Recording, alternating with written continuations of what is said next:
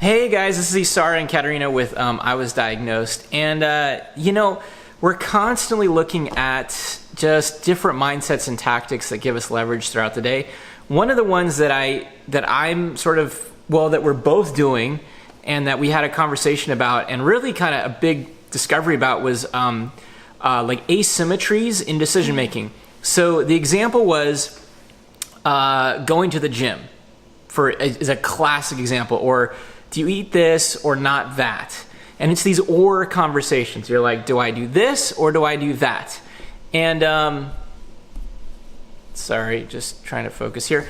And so one of the things we realized was like these things aren't either ors. When you say or, it's your mind saying these things are equal, and they're creating an equivalency between the two.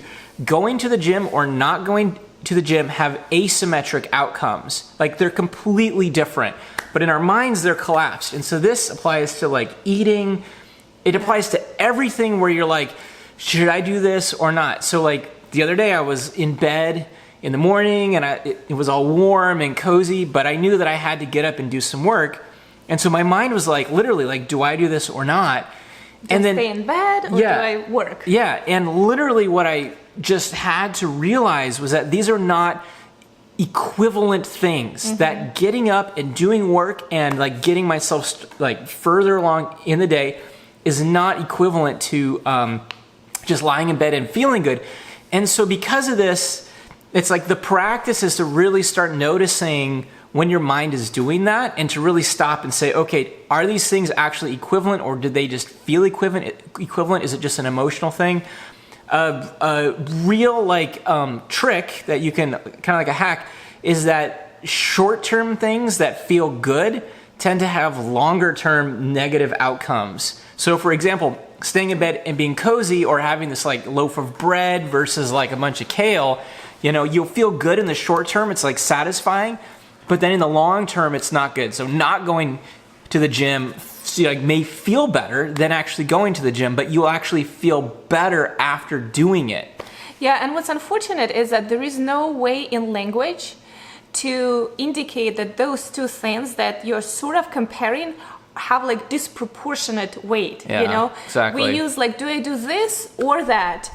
And or is kind of the only shortcut we have to compare, and without going to 3 or 4 extra sentences, there isn't a quick way to just say, there's like a big difference, and I'm debating whether I'm doing this little thing or this that is going to give me so much, benefit. Yeah, and it's really like a function of cognition and reasoning, and just really not what our minds ever evolved to do, to weigh things like this. Yeah. Because the environment we evolved in had like easier decisions that we had access to, right? That sort of suite of decisions and outcomes we evolved for, and so we didn't have to be these like, or do I do this or this kind of thing. But in this modern world where we have lots and lots of options, our minds just aren't set up to be reliable. And so it's really important that if you ever find yourself stuck and you're like, do I do this or this, you need to like find somebody else and like ask them, or like really go to work at it and try and like tease out the thing. There are some things where it's 50-50, like do I drive this car to work or this car to work, or do I eat this leaf of kale or this leaf of kale? Or even with exercise, we weren't sure, but we thought that, if I decide, do I want to go rock climbing today or swimming? Right. It's okay to have that or, because it's possible that they are like equal, in terms of benefit. Or the differences are less compared to each other than doing one versus doing nothing. Exactly. Right? So you really got to be rigorous. Right. Anyway, this is kind of a longer video. Just wanted to share those thoughts. Thanks for watching. Hit subscribe. We're going to be sharing more of these as we discover more. And we'll see you in the next video.